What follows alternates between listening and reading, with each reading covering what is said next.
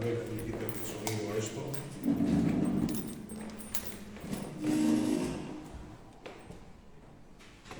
Ya lo había hecho. Bueno, comento que por lo que he medido estará en torno a 45 minutos. No voy a ser muy pesado. Ya. Bien, buenas tardes. Continuamos con este ciclo de conferencias en torno a licenciado Cascales, paralelo a la exposición temporal. Agradecemos al Museo de la Ciudad su acogida y sirva de sede para este proyecto paralelo que se inició con motivo de la reedición de los discursos históricos de Murcia, la menor experiencia de Murcia, este libro que tenemos aquí, este hermoso ejemplar. Y el ciclo de ponencias paralelo a la exposición ha reunido una serie de expertos que participan en el catálogo de la exposición y en la edición del facsímil. Ayer comenzó con una conferencia del profesor Javier Díez de Revenga sobre la obra literaria, poética, filológica del licenciado Francisco Cascales. Hoy continuamos con el profesor Cayetano Mas Galván, catedrático de Historia Moderna de la Universidad de Alicante, con una ponencia que lleva por título Aproximación a un hombre del barroco, notas en torno a Francisco Cascales. El profesor Mas, a quien agradecemos enormemente que haya colaborado en este proyecto, desde que el profesor Francisco Chacón le invitó al mismo, es el doctor en Historia por la Universidad de Alicante, hizo el diploma de estudios avanzados en la Université de Provence, en Francia, y como digo, trabaja en el Departamento de Historia Medieval y Moderna de la Universidad de Alicante. Sus líneas de investigación iniciales se centraron en el estudio de las implicaciones culturales y políticas de la Ilustración y el primer liberalismo en España, así como en la edición de fuentes historiográficas de la Edad Moderna. Desde el interés por los aspectos culturales, sus últimos trabajos se centran en el estudio histórico del clima y los desastres determinados por causas naturales durante la Edad Moderna, fuentes, actitudes sociales, gestión de la catástrofe e implicaciones culturales. Es autor de un centenar de publicaciones, ha sido investigador e investigador principal en una decena de proyectos de investigación del Ministerio y en la actualidad es miembro del Grupo de Investigación en Historia y Clima de la Universidad de Alicante e IP2 del proyecto de investigación Catástrofes de causa climática y natural, gestión de la emergencia y discursos políticos, científicos y religiosos en el Mediterráneo Occidental y la América Hispana, siglo XVIII, que financia el Ministerio de Ciencia e Innovación a través de la Agencia Estatal de Investigación. Entre sus publicaciones, por supuesto, destacan las que dedicó al Seminario Conciliar de San Fulgencio, uno de cuyos más egregios profesores fue el humanista Cascales. Por eso tenemos a bien hoy contar con la presencia del doctor Mas, a quien agradecemos su presencia y le doy la palabra. Muchas gracias.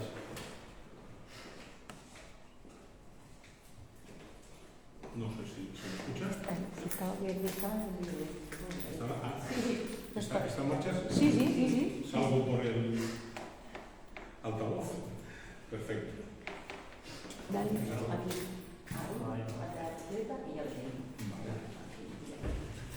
Muy bien. Buenas tardes. En primer lugar, pues quisiera manifestar mi agradecimiento por haber contado con mi participación, mi pequeña participación en la conmemoración de este cuarto centenario de la publicación de los discursos históricos de Murcia del licenciado Cascales. En especial, pues, a los compañeros de la Universidad de Murcia, en particular al profesor Chacón, que saben ustedes que, en fin, por una circunstancia sobrevenida, pues no puede acompañarnos esta tarde aquí, pero que, bueno, pues bien que lo hubiera gustado hacer. Respecto al contenido de la conferencia, lo cierto es que se ha anunciado con el título de Un gramático en la Murcia del barroco, el licenciado Cascales.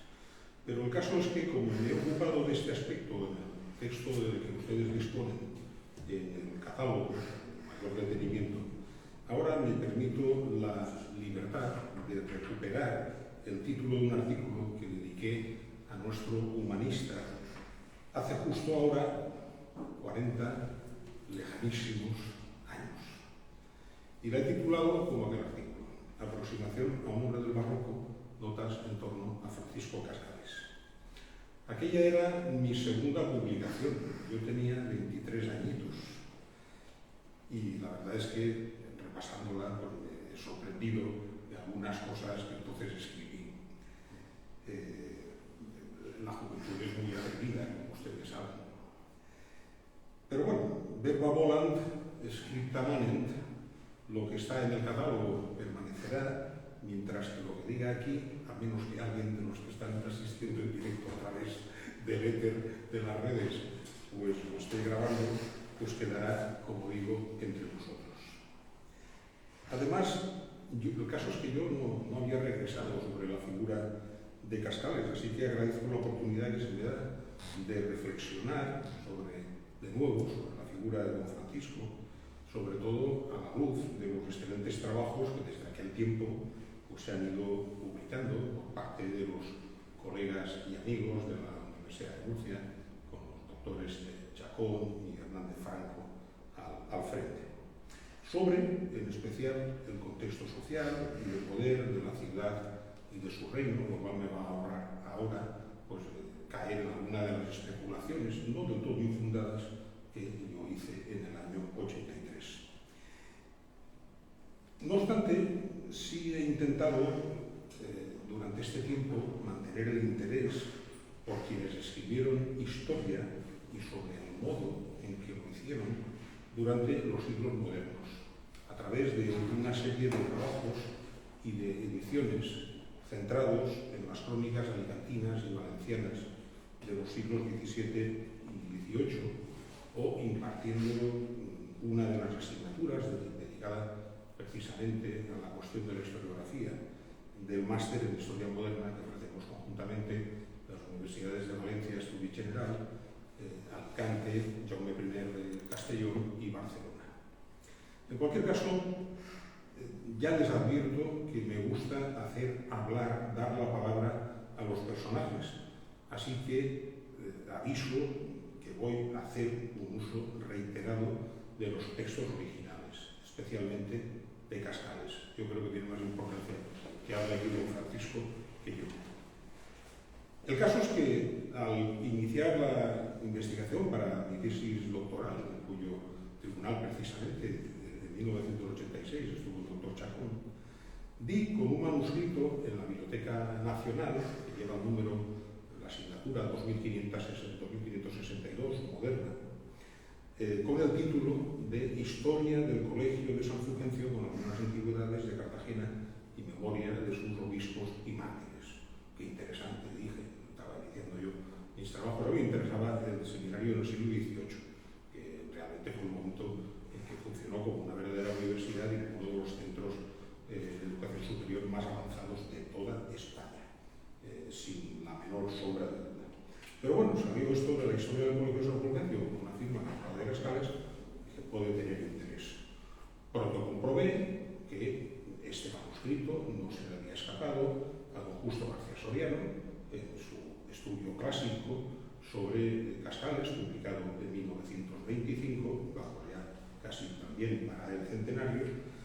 Y además, García Soriano había localizado otra copia de este manuscrito en la biblioteca entonces provincial de Toledo, que ya estaba extraviado en el año 1983, cuando yo intenté localizarlo, sigue extraviado por las indagaciones que he hecho ahora, pero bueno, don Justo tuvo el buen tino, el buen criterio de una extensa nota al pie, publica la última página, que era la que le falta al manuscrito de Madrid, con lo cual tenemos el texto, digamos, completo, aunque no en edición crítica.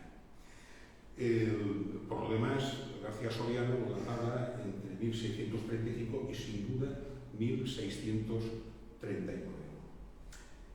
Esta obra, bueno, además la tienen ustedes completamente disponible, se la pueden bajar en manuscrita, pero es un manuscrito de fácil lectura, no tiene dificultades de lectura panográficas, quiero decir, se la pueden bajar de la Biblioteca Digital Hispánica de la Biblioteca Nacional, está accesible, con lo cual, pues solucionado este problema del acceso, ¿no? Ahí tienen una imagen, ¿no?, de cómo se lee bastante bien, ¿no? Es el índice y la relación de autores. Esta obra presenta algunas peculiaridades. En primer lugar, es el último trabajo historiográfico de Cascales, tras los discursos de el discurso de la ciudad de Cartagena. Se publica en 1598, estudiado por Luis Miguel Pérez, y los discursos de Murcia, que ahora conmemoramos, de 1621, reeditada con los magníficos estudios introductorios de Francisco Chacón, Domingo Beltrán, Rodríguez, etc. Es pues la historia del colegio una obra más que de madurez, podemos decir, de ancianidad. Cascales moriría en el año 42, rondando los 80. Es decir, que una obra que sigue siendo muy buena. Por otra parte, pues ha permanecido inédita, salvo el primer capítulo, publicado, como indica el mismo García Soriano, por don Andrés Vaquero en 1881. El manuscrito tiene una primera nota que dice: lo publicó Vaquero en el Diario de Murcia en 1901. Se equivoca, esa notita que trae se equivoca. Y eso ya lo vio el García Soriano. En realidad, Vaquero, en 1901, el Diario de Murcia lo que publicó fue un artículo sobre las oposiciones de Cascales. Pero este primer capítulo lo publicó en otra cabecera, en 1881. Yo mismo, en estos ímpetus de la juventud, y lo conservo, llegué a transcribir con suma escrupulosidad todo el manuscrito, lo conservo a máquina. Lo tengo, si se pierde alguna de esas copias, tengo yo una, que sepan que tengo una máquina totalmente fiel. Pero, por lo que ahora diré, debo añadir que me parece justo que ni el cabildo de la catedral se la quisiera publicar entonces. Don Francisco le pidió 200 ducados para publicarla y le dijeron que no es. Ni que se diera a la prensa más que ese primer capítulo. Creo que efectivamente ha sido justo. La cosa no debería haber pasado así. ¿Por qué? Pues porque, por encima de cualquier otra consideración, se trata de un trabajo totalmente influido por la eclosión entonces de los denominados falsos cronicones. Esta obra estructurada, falsos cronicones. Voy a repetir la palabra bastante. Está estructurada esta obra en un prólogo y en 20 capítulos. Los más relevantes son, en efecto, los dos primeros. El primero relata el proceso de la traída a Murcia de las reliquias de San Fulgencio y de Santa Florentina. Incluso una descripción detallada de la entrada a la ciudad, de esas reliquias que son recibidas el día 2 de enero de 1594. Es una especie de relación de sucesos donde Cascales, a la letra, actúa como periodista, ¿no? como testigo. Pero lo cierto es que esto también se publicó en los discursos, lo cual no aporta ninguna novedad en el manuscrito. Sobre el culto de las reliquias le remito a la conferencia de Francisco José Alegría.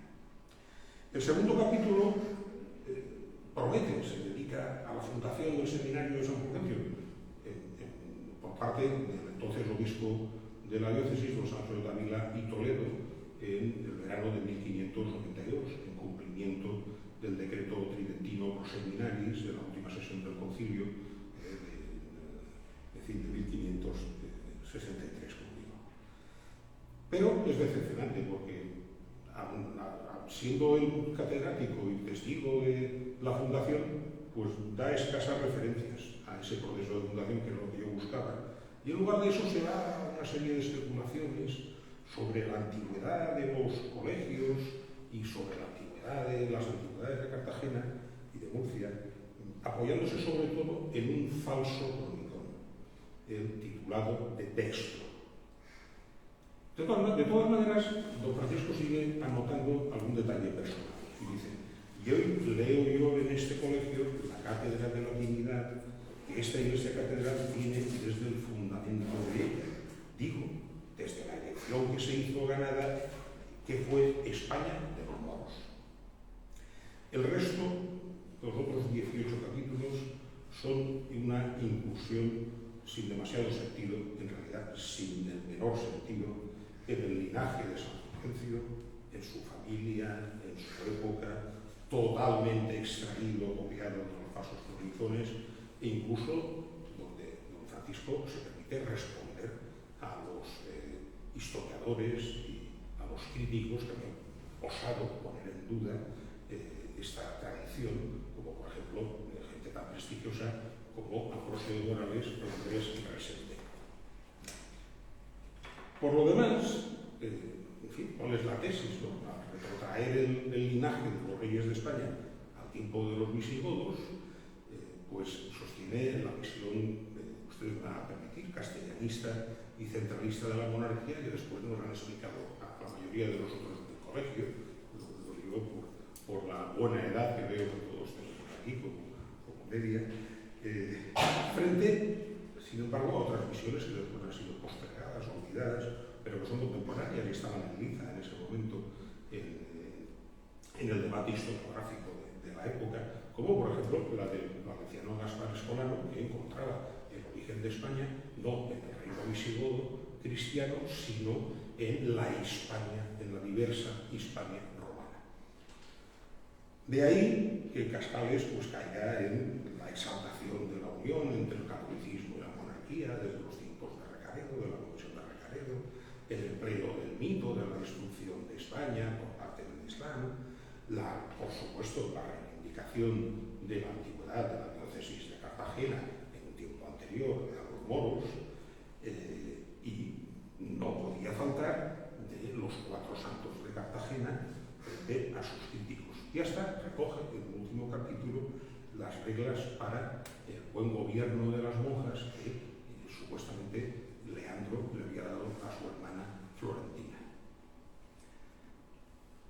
Se trató de un pecado de senectud, de un Cascales que, como decía Vaquero, chocheaba hasta el extremo de rectificar y rehacer muchas de sus noticias anteriormente bien fundadas.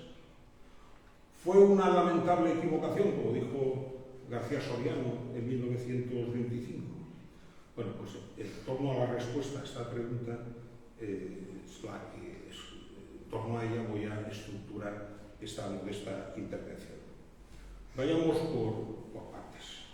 En primer lugar, ¿qué es esto de los falsos cronicones? En su introducción, en realidad una carta dirigida al rey de Portugal, uno de sus muchos proyectos literarios, don Gregorio Mayans y Siscar, literarios históricos, don Gregorio Mayans y Siscar, el erudito valenciano, ilustrado valenciano, en 1942, redactó la mejor descripción de lo que la circulación de estos textos supuso. Me van a permitir que lo extracte, aunque en parte muy extensamente, porque creo que es un texto, todos estos textos tienen una extraña modernidad, al final lo diré, pero creo que vale la pena. Dice don Gregorio, en 1742, en el año 1594 había un hombre en España, se refiere al padre jesuita Jerónimo Román de la Higuera, que siendo muy leído, pero de un genio novelero, popular y entregado a su pasión, según ella escribía en obsequio del vulgo y de las opiniones vulgares lo que imaginaba o deliraba. Este pues forjó unos cabos sueltos, que llamó fragmentos, intitulándolos a Dextro, a Máximo, a Prano, etc. Comunicó aquellos fragmentos a diferentes personas y singularmente a don Juan Bautista Pérez, obispo de Segorbe, oráculo entonces de la erudición eclesiástica.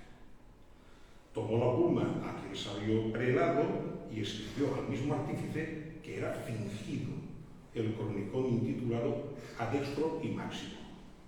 Las razones fueron tan fuertes que por aquel entonces acallaron al impostor. Pero habiendo muerto aquel eruditísimo obispo 3 años después, desfiguró el engañador su primera invención. Formó en su fantasía una nueva historia. La ordenó en forma de cronicones, pues componiéndose de cabos sueltos, es fácil quitar y añadir cuanto se quiere. Y añadió y conviene. Se juzgó capaz de engañar a todos sus lectores, haciéndose árbitro y juez de las controversias que había entre los españoles y los extranjeros, y entre los mismos españoles sobre varios puntos de historia eclesiástica. Tomó el partido de los españoles contra los extranjeros para adquirir en España un aplauso general. Se hizo neutral y medianero en las cuestiones de los españoles entre sí, multiplicando o disminuyendo lugares, personas y acciones, y conciliando opiniones para que pareciese que todos tenían razón, no habiendo quizá alguna, es decir, ninguna.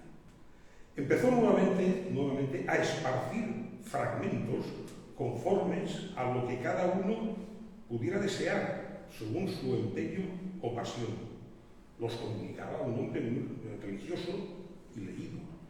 Enseñaba a sus confidentes una carta de un religioso de su mismo instituto, donde se veía que los enviaba desde la ciudad de Worms, en Alemania, suponiéndolos sacados del monasterio de Fulda. Estos cronicones han aparecido en Fulda, en Alemania. Daba traslados auténticos, como conformes al original gótico de Fulda, que se afirmaba antiquísimo. Los que recibían los fragmentos estaban interesados en su defensa, porque referían lo que era conforme a su opinión y gusto. Luego procuraba publicarlo en los libros que imprimían. Casi todos creían lo que leían, unos por falta de letras, otros por sobra de pasión. Don Antonio Agustín, luz de las buenas letras y del derecho civil y canónico, y el mayor crítico que ha tenido España, ya había muerto año 1586. Don Juan Bautista Pérez, impugnador juiciosísimo de los falsos cronicones, perdón que me lo había saltado, ya no podía hablar porque había pasado a mejor vida año 1597. El doctor Benito Arias Montano, varón de los más esclarecidos que ha tenido España, no alcanzó a ver impresos los cronicones porque murió año 1598 y ellos se publicaron en Zaragoza año 1619. Pedro de Valencia, su discípulo, murió año 1620. Estamos hablando de la extinción de la última generación crítica del siglo XVI, del Renacimiento español. Es decir, que desaparecida esa última generación del humanismo, y seguramente también, entre otras múltiples cosas, como consecuencia de la creciente exigencia de Roma en materia de santos y mártires, ahí está la petición que Gregorio XIII le hizo al cardenal César Baronio en 1584 para que depurase las hagiografías de los martirologios. Pues Román de la Higuera se vio con el camino expedito para, en el marco de esa cultura en aquel momento del contrarreformismo, del proceso de confesionalización y del barroco, difundir sus falsificaciones en una sociedad que estaba instalada obsesivamente en eso que hoy los psicólogos denominan sesgo de confirmación. Esto es, dispuesta a escuchar solo lo que quería oír. Y así continúa retratándolo y lo remata Mayans.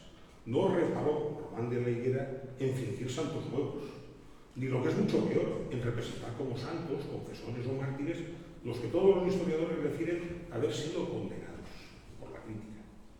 De manera que, abusando de la piadosa creencia de los lectores, les propuso como santos los que no constaba ser.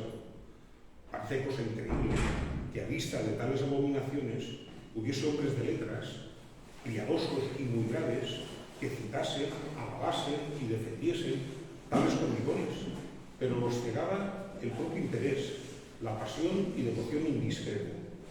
Algunas religiones, algunas órdenes religiosas, se vieron engrandecidas con la antigüedad que deseaban y pretendían, e ilustradas con santos que no sabían o dudaban si eran suyos.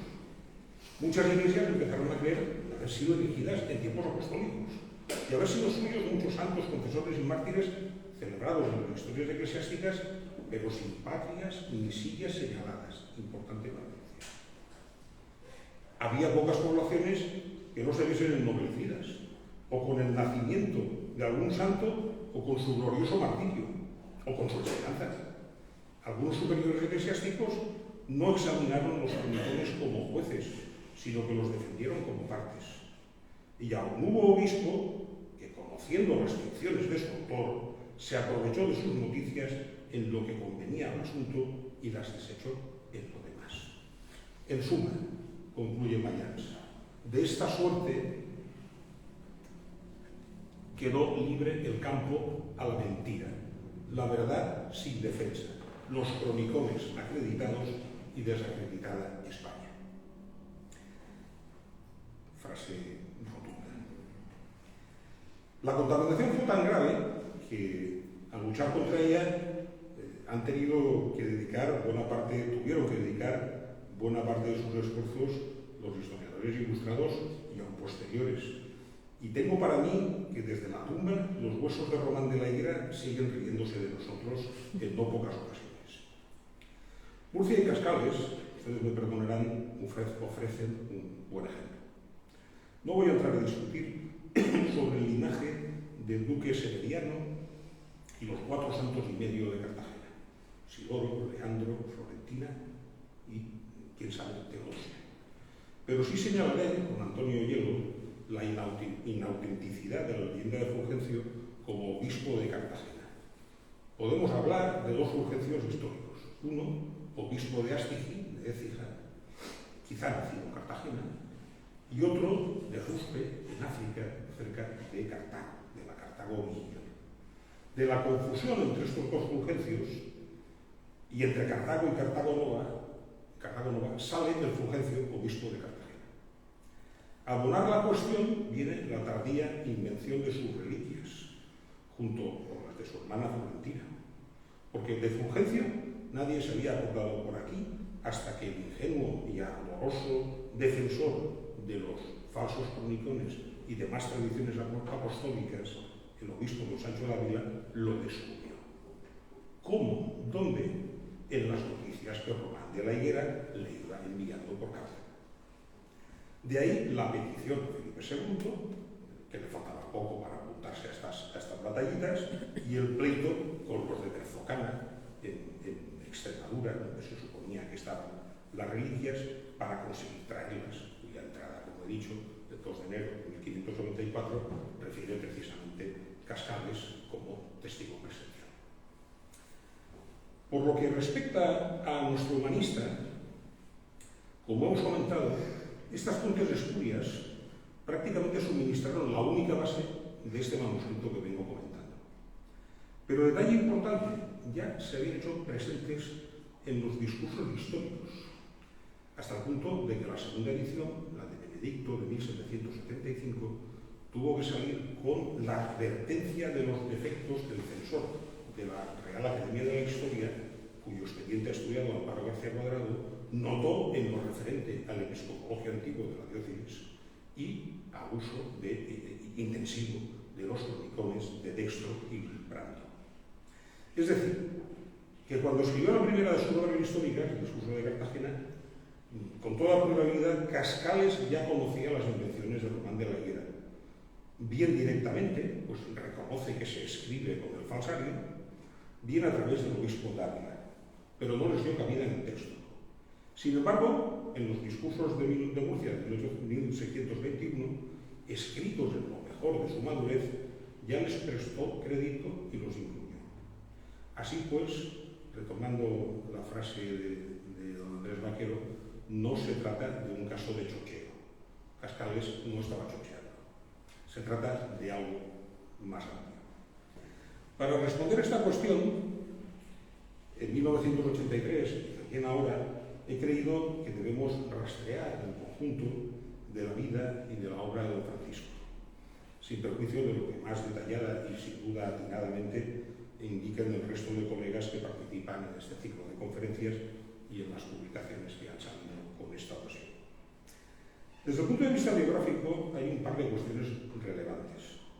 En primer lugar, la de su oscuro y problemático origen, que determina, como indicó Luis Gil, un peculiar estatus de legítima bastardía y una aún más peculiar relación con la oligarquía nobiliaria murciana, en la que, como indica el profesor Chacón, don Francisco se integró como hidalgo.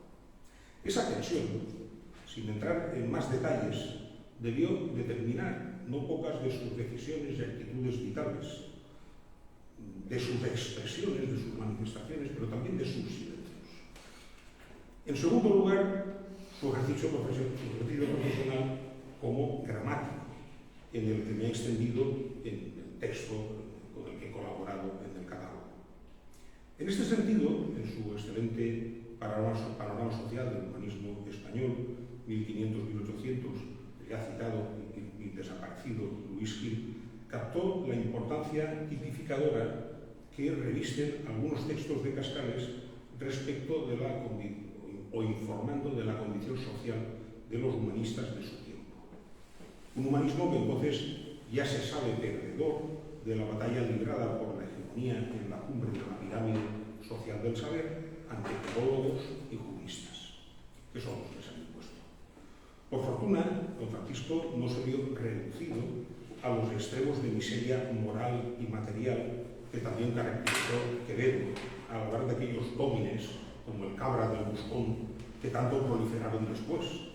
Pero era consciente del creciente clima de hostilidad contra lo que los humanistas, convertidos en meros gramáticos, es decir, en maestros de latinidad, representaban. Y no por eso callaba, ciertamente, bien para defender su papel frente a los pretendidos saberes superiores, por ejemplo, en este texto. Cosa ridícula parecerá a los ojos y juicio de los doctos el atrevimiento mío de predicar, ya en voz alta, ya con animada pluma, gloriosas alabanzas de la gramática, que solo el nombre de ella, según su baja opinión, abate a la mayor soberbia, si alguna puede tener un gramático. Humilde, confieso, el bajo principio de que nacimos, pero conozcan todos los hombres doctos que somos sus progenitores y que nos deben al ser que tienen, que sin nosotros ni el teólogo pisara los pavimentos del cielo, ni el físico anduviera por los secretos, los soterráneos y secretos poros de la tierra, ni el astrólogo, ni el médico, ni el jurisconsulto. ¿De qué os reís? Oíd al gran Agustino. Gramática es janua omnium scientiarum. La gramática es la puerta de todas las ciencias. También se quejaba de lo ingrato de su trabajo. Y esto, pues muchos seguramente lo podríamos suscribir.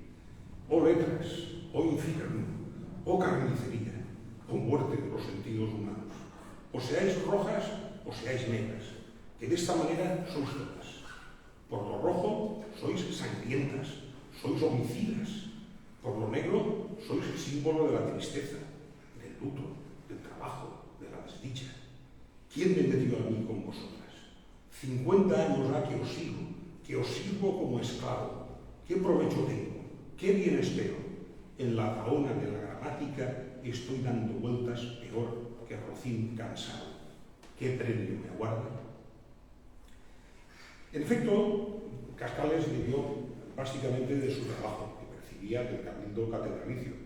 Pero hay que insistir en que no fue en la esfera eclesiástica donde halló protección y mecenazgo.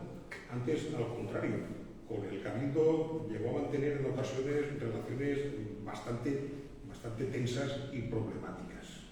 Acusaciones mutuas, no vas por clase, no me pagan lo suficiente, tiene este tipo de cosas tan pedestres, ¿no? Sino que ese patronazgo lo halló en el grupo de referencia suyo, en esta nobleza local y en sus instituciones. Primero Cartagena, sobre todo en la ciudad de Murcia. Saavedra Fajardo le facilitó los contactos para publicar las tablas poéticas en 1617. El ayuntamiento en 1608 ya le había encargado los discursos históricos, subrayo encargado, la naturaleza de obra encargada. Y después cumplió con los gastos de publicación de las cartas filológicas, en 1634, cerrando el gran ciclo de las obras, de las 3 obras principales de Cascales, por así decirlo. Así que, en cierto modo, no deja de sorprender que don Francisco emprendiese como último proyecto esa especie de historia eclesiástica de la diócesis que supone este manuscrito de Marras.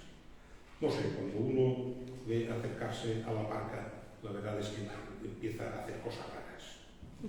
Pero de lo que no cabe duda es de que esa cercanía a la oligarquía, y esto es lo que quiero subrayar, se sustentaba en un pensamiento, o mejor, en una ideología, vamos a decirlo así, cuyos rasgos básicos voy a intentar caracterizar. Como todos sabemos, el programa humanista constituyó el nervio ideológico del Renacimiento, especialmente apoyado en la poderosa arma que representaba la crítica filológica.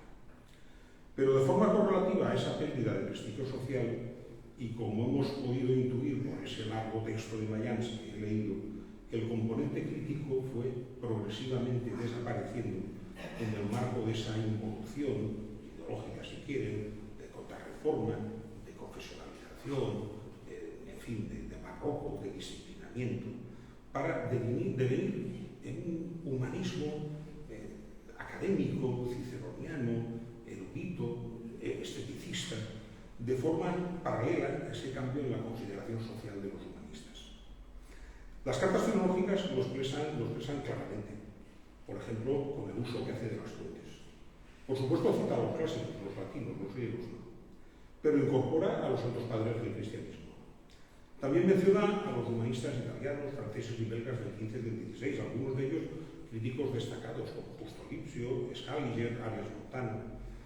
Pero las referencias a los españoles son más bien escasas, y el más citado es el jesuita Martín Antonio del Río, cuya gramática sustituyó a la de Nebrija por orden gubernamental en los estudios, como manual en los estudios de latinidad. Por otra parte, en vano buscaremos una sola mención a cuestiones realmente de crítica de fondo en la crítica textual, ni por supuesto a problemas religiosos. Era preciso a toda costa, y más en su caso, evitar el menor asomo, un menor ribete de heterodoxia. De hecho, los textos que antes hemos visto se pueden conectar perfectamente con la propia visión de su trabajo que tenía Cascales. El oficio del gramático, dice, es la ciencia de hablar y explicación de los autores. Cicerón, el que va adelante, el libro primero de Oratores, dice que al gramático le pertenecen 4 cosas: comentar los poetas, dar noticia de las historias, interpretar las palabras y enseñar el tono de la pronunciación. Punto. Si el poeta abraza tener noticias de cosas, el gramático que ha de explicar lo que él apuntó concisamente, qué cornucopia, qué cosecha de cosas habrá menester para cumplir su oficio. Dejando de lado que él nunca se llamó a sí mismo otra cosa que gramático, estamos evidentemente ante esa visión fundamentalmente erudita, esteticista, sumisa al criterio de autoridad, solo polemiza con los contemporáneos, y más cercana en todo caso a la virtus literata jesuítica que al viejo programa humanista. Y es que la de Cascales es una mentalidad profundamente arcaizante, que sistematiza en sus obras, especialmente las escribe como teórico literario. Le remito en este sentido a las más fundadas opiniones del profesor Díaz de Revenga, que me precedió aquí ayer, y al estudio de García Berrio sobre las tablas filológicas. Subrayese rabiosamente coetánea esta obra de los discursos históricos, y obra que me valió ser incluido por Menéndez Pelayo, junto con González de Salas y el Pinciano, claro, Menéndez Pelayo, en la luminosa tríada de nuestros perceptistas del buen siglo. Don Francisco nos ofrece, de hecho, el mejor resumen existente sobre los tópicos del clasicismo español. García Berrio subraya su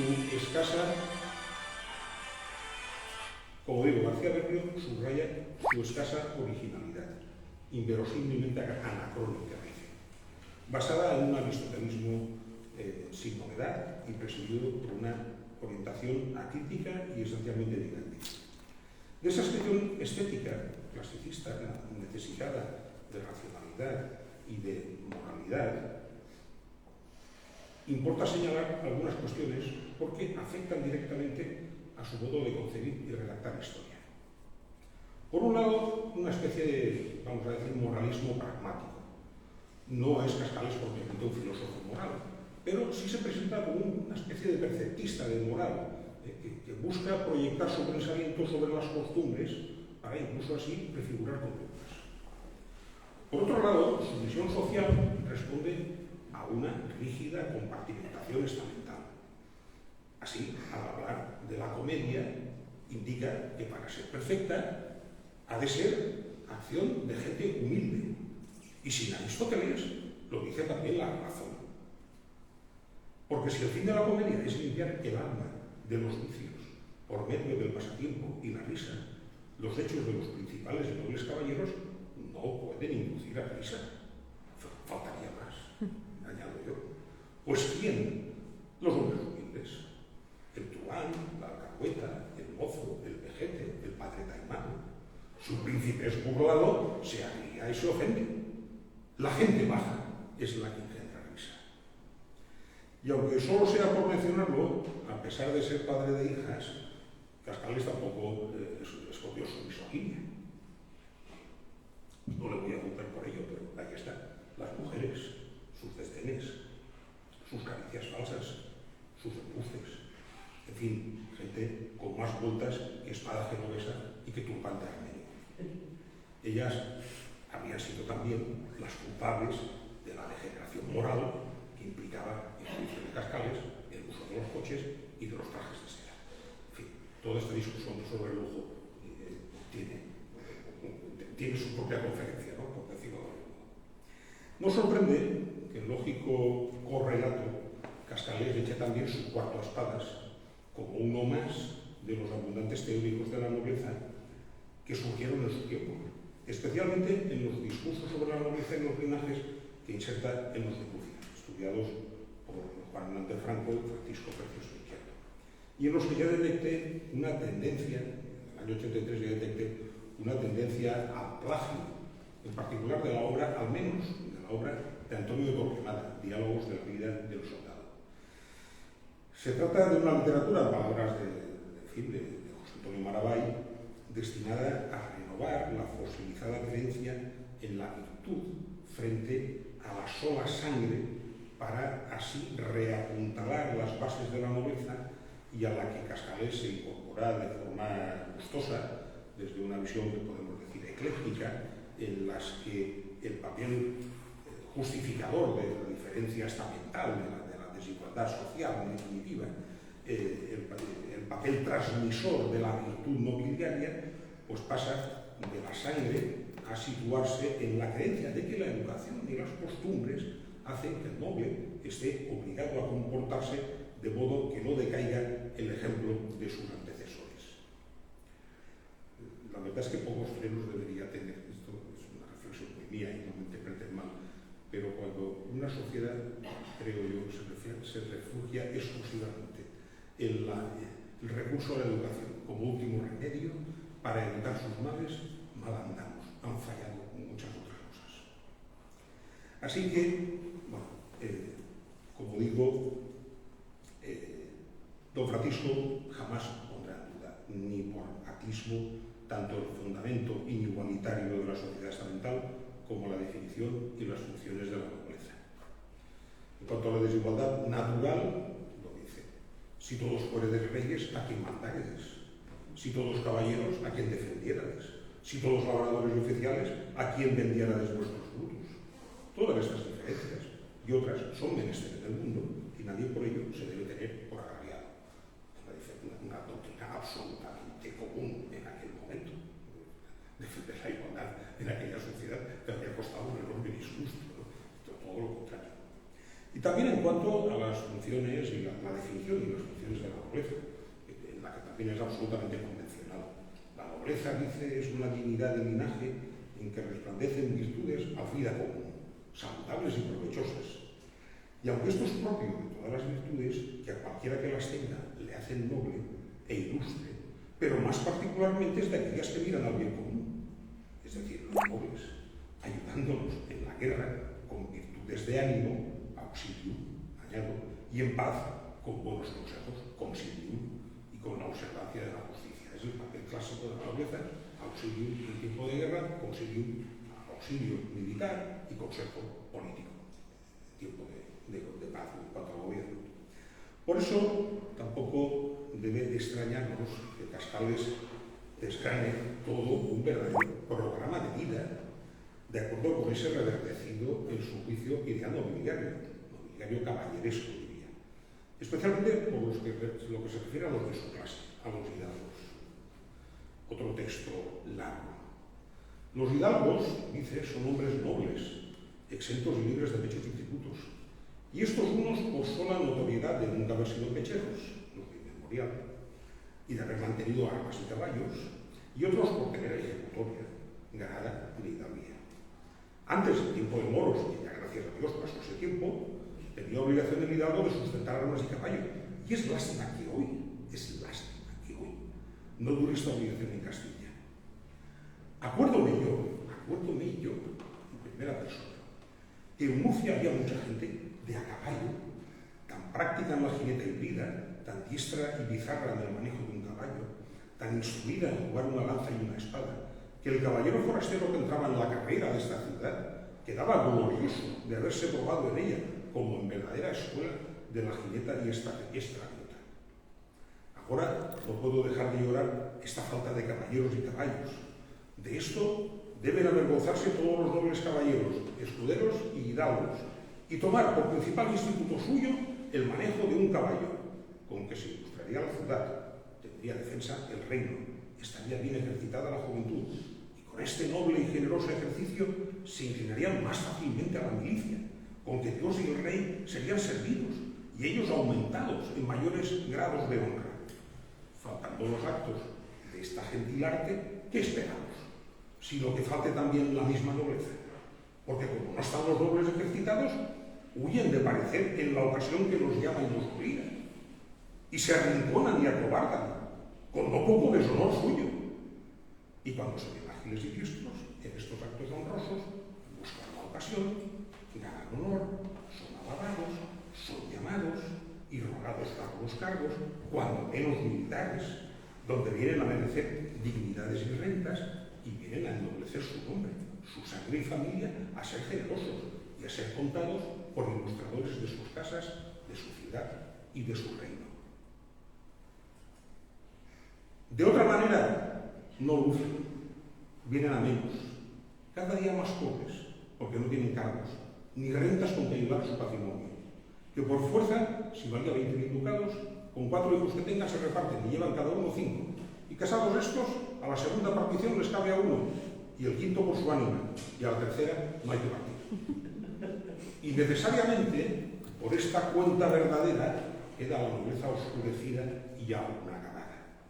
De manera que habemos menester ejercitarnos para salir para medrar para sustentar la honra para enriquecer la casa, y no para ir la cosa, porque el dinero es un medio, y enriquecer la casa para tener en pie el linaje, el modo de vida según el honor.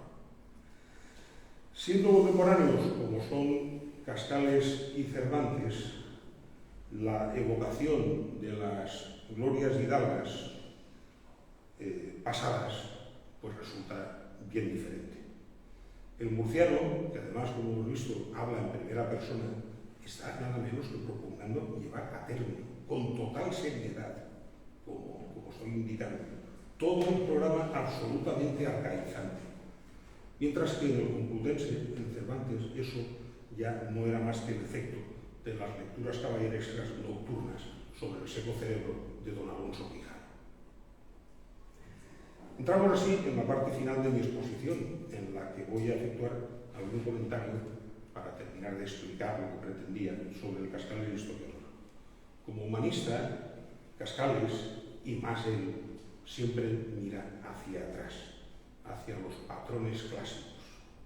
Así, entre las funciones del gramático está entrar en el conocimiento de las historias sagradas y humanas, los ritos y costumbres de las naciones, los acontecimientos varios de los reinos, su juicio a dar sobre la historia, si el historiador guardó el estilo histórico verdadero o no, si observó las leyes de la historia, si concordó los tiempos. La historia es una verdadera narración de las cosas pasadas. Y en cuanto a esas leyes de la historia, pues serían las 3 siguientes que formula de forma impecable. La primera, que no digamos mentira. La segunda, que no callemos la verdad. La tercera, que odio y amor no nos hagan sospechosos. Realmente, como digo, pues nada que objetar, y más cuando considera que la historia debe efectivamente centrarse en el conocimiento de los hechos humanos en el pasado.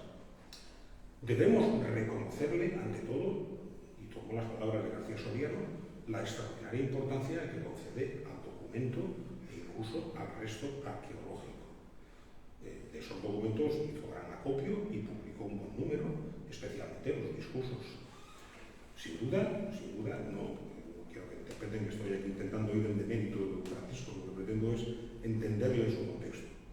duda, como digo, don Francisco fue un historiador de archivo, eso lo diríamos un historiador de archivo.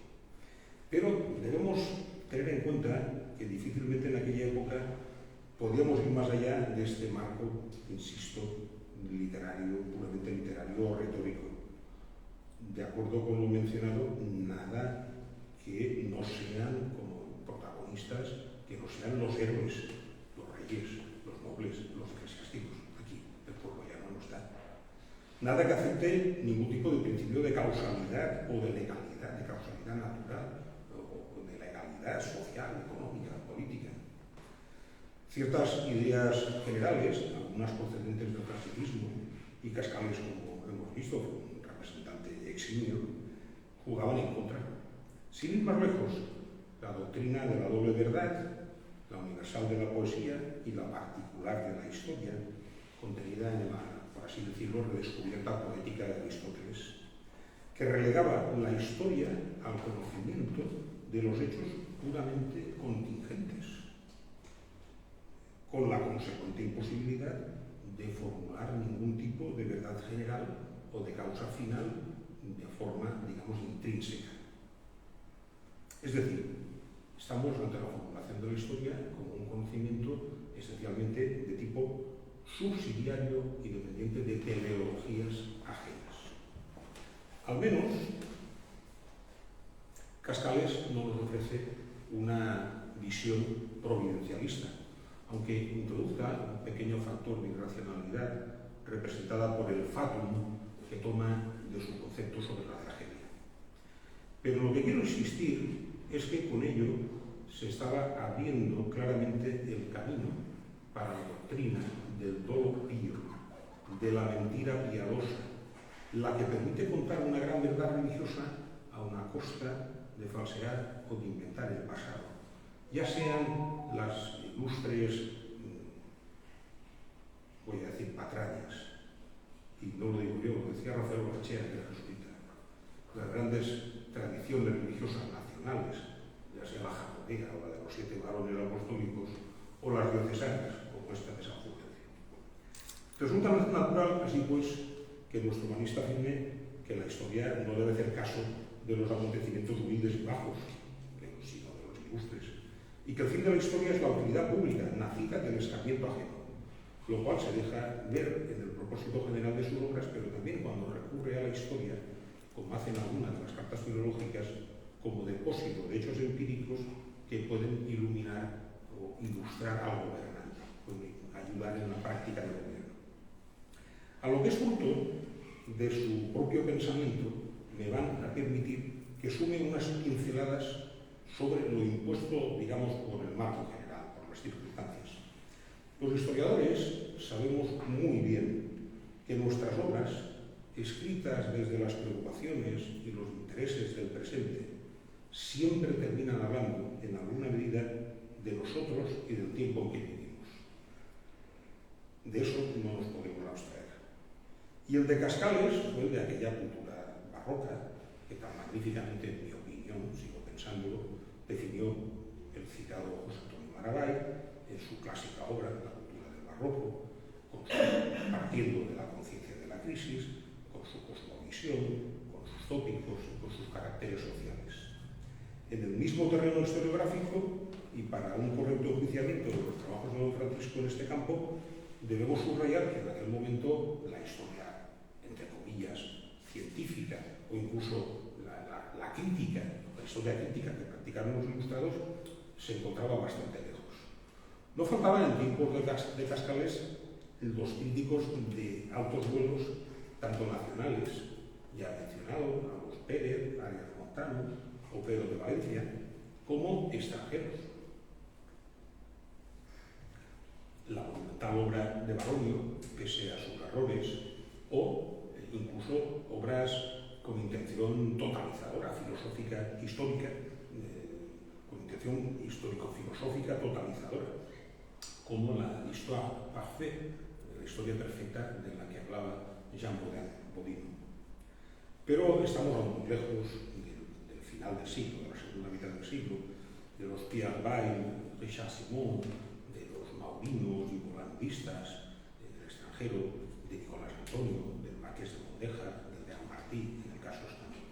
Es decir, de aquellos que sentaron las bases del verdadero nacimiento de la historia con la Ilustración. Pero es hacia los contextos locales, sobre, como he dicho al principio, tanto hemos aprendido en las últimas décadas, y mis colegas murcianos ofrecen un ejemplo modélico, hacia donde hemos de volver nuestra mirada. Y al papel que estas publicaciones históricas y genealógicas, la mayoría encargadas, esta es una de las características sociales de la cultura barroca de la que habla Maravalle, desempeñaron en la definición y consolidación de las respectivas élites. En este sentido, recuerdo perfectamente las clases de mi maestro, recientemente desaparecido, en enero, el profesor Antonio Mestre, cuando allá por el año 1981, mi último curso de carrera, nos comentaba su siempre recordado curso sobre la cultura española de la Ilustración. Nos recordaba que entre la historia de Rebus Hispaniae, la historia del padre Mariana, publicada en latín en 1592, y su continuación por Mayans en 1733, no se publicó ninguna historia general de España. Fue aquel el tiempo de las historias locales y regionales, y no solo en Castilla. Castilla sí, pero no solo en Castilla. En la cercana Valencia, sin ir más lejos, Gaspar Escolano publicó sus décadas en 1610-1611. Además, las empezó a escribir en valenciano y las publicó en castellano. Elche, con Cristóbal Sanz, tuvo su primera historia en 1621. No se publicó, pero ahí está. Orihuela dio la redacción de los Anales de Dios en 1622. Y Alicante, iniciada por Jaime Bendicho y continuada por su hermano Vicente, en 1640, la primera crónica de la ciudad de Alicante. En todas ellas el interés es similar: integrar a la respectiva ciudad en el marco de la monarquía, primer objetivo. Segundo, definir a sus oligarquías y, a ser posible, cerrarlas y excluir la posibilidad de nuevos ingresos. Era un medio más de tantos puestos al servicio de este fin. Por ejemplo, los trabajos del profesor Keegan, norteamericano, suelen ser invocados como pioneros en el estudio de este asunto de las colografías. Pero no puedo dejar de pensar que antes de que se metiera en esa harina, fue el mismo Keegan quien en su estudio sobre la Universidad Española de la época, publicado también en 1981, hizo ver el carácter que, como mecanismo de corte de la anterior movilidad social ascendente, que venía del siglo anterior, tuvo la decisión de Felipe IV, de Olivares, de cerrar en 1623 la mitad de los estudios de gramática que existían en España. Algo así como se van a cerrar la mitad de los institutos de secundaria. Y en el caso concreto de los discursos de Murcia, cuya función en este sentido ha sido magníficamente situada por los trabajos del profesor Chacón o de Ana Díaz, la ciudad no es ninguna abstracción. Es fundamentalmente su nobleza. De ahí la estructura de la obra. Una narración en forma de crónica estructurada por reinados. Crónica, reinados. Desde los orígenes, desde Gárgoles y Avidis, hasta Felipe III. Seguidos de un par de capítulos sobre las cosas notables de Murcia, estudiadas por Concepción de la Peña, y el mencionado trabajo sobre la nobleza, seguido de las historias particulares de los linajes, con una muy extensa última parte. De hecho, como se dejó algún linaje sin incluir, tuvo que añadir alguna carta filológica ante las protestas de los afectados. No lo veas incluido. Concluyo.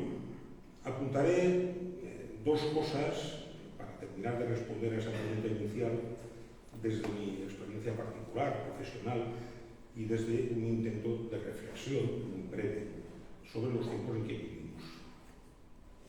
La primera es que uno a estas alturas ha visto suficientes veces proclamar a los autores hermosos manifiestos metodológicos sobre la historia, y de ver cómo esos mismos autores después no los han aplicado. En sus estudios, cuando bajan a los estudios, no aplican esos, como digo, hermosos manifiestos metodológicos. De modo que no le voy a recriminar tampoco a don Francisco Cascales su relativo, creo que lo he acreditado, solo relativo cumplimiento de las tres leyes de la historia tan bonitas que él mismo formuló. La segunda es precisamente sobre la función social de la historia en unos tiempos en los que, unos tiempos de realidad líquida, ¿no? de posverdad, de inteligencia artificial amenazante, tiempos en los que las fronteras entre lo cierto y lo falso se nos van haciendo cada vez más difusas y peligrosas. Personalmente me conformo con que mantengamos o nos mantengamos como, en fin, una frase hecha, ¿no? Pero no sé cómo decirlo, como un firme baluarte contra el avance indiscutible de las nuevas mentiras. Que no nos pase como al bueno de don Francisco, quien terminó presa de esas mentiras escribiendo: gracias a Dios tenemos hoy a Flavio Dextro, Marco Máximo y Leoprando, que son escritores abonados de aquel tiempo, el de los godos, que nos dicen la verdad, aunque muy sucintamente. Muchas gracias.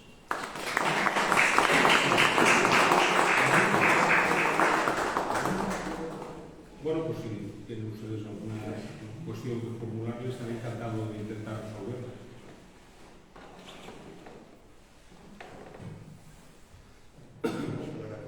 Algo sencillo. Damos por seguro entonces que no vas a hacer la edición crítica de la crónica de señales.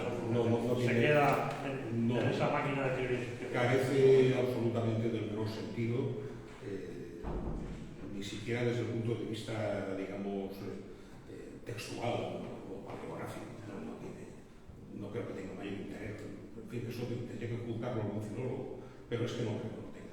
Y ha dicho que bueno, con los medios actuales, pues el manuscrito se puede bajar de internet y se puede consultar con toda facilidad en un sitio de fácil lectura.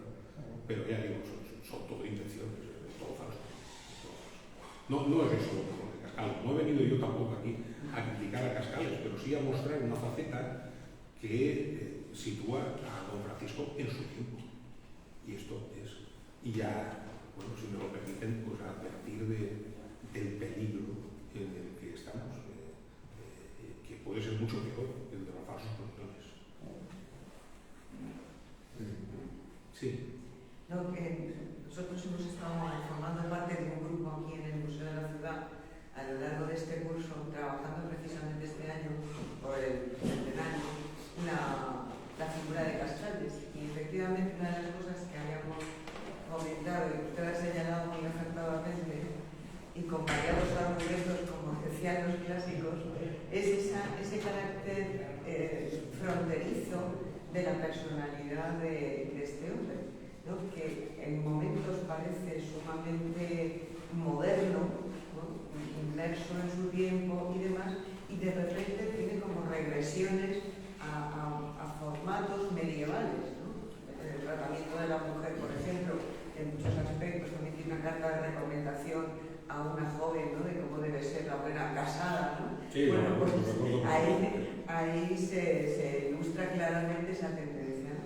Pero ese conservadurismo y demás, que muchas veces lo apoya en la defensa del latín, ¿no? Y en la expansión del latín. Yo tengo que decir que como filóloga me sorprendió la finura del análisis filológico que hace Cascales del latín. O sea, es de una figura exquisita. Y me emocionó casi porque los filólogos tenemos esa debilidad. Pero sí, este hombre está como a caballo de dos mundos. Quizá también porque su época es una época a caballo de dos mundos. Eso es lo que intenta. Sí. Y yo creo que nosotros también vivimos en este momento a caballo de dos mundos. Creo que el siglo XX ha sido muy significativo y no hemos completado todavía el primer cuarto de este siglo y estamos todavía un poco a ver cómo vamos a hacer, ¿no? ¿Qué va a ser de nosotros? Y ahí el mirar atrás y el apalancarse en el pasado o el inventar un pasado en el que todas las piezas encajen, pues es una tentación muy, muy clara, ¿no? Sí, no, poco tengo que añadir, es decir, el empleo de la denominación o de la etiqueta moderno, sí, es absolutamente moderno en la medida en que yo lo que he intentado demostrar es que Cascales refleja su tiempo. Entonces, pero por otra parte, quiero insistir, tiene muy claro cuál es el objetivo. pluma está al servicio de la defensa de la sociedad estamental y, en concreto, de la nobleza de Murcia. Eso lo tiene también muy claro. Y ahí no duda, ahí no duda. El arcaísmo, bueno, el arcaísmo seguramente es exigible en un caso como el suyo. No está escribiendo una novela, como antes, está escribiendo una obra dedicada precisamente a justificar a la nobleza murciana. En cuanto al análisis filológico, pues la verdad es que reconozco que no me atrevo tampoco a entrar, porque eso está además bien estudiado y en fin, no me siento autorizado. Pero sí, nos está hablando de su tiempo, nos está hablando de ese momento, pues además claro, de transición, ¿no? Desde su juventud, desde lo que él conoce finales del 16, incluso como soldado por Europa, ¿no? Hasta lo que finalmente, pues, en fin, los años 40 son muy negros, probablemente los años más negros de la historia de la monarquía, y él está ahí al final, ¿no? No sé, estoy de acuerdo con lo que comentas.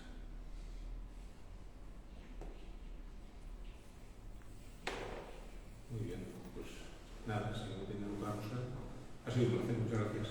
Gracias.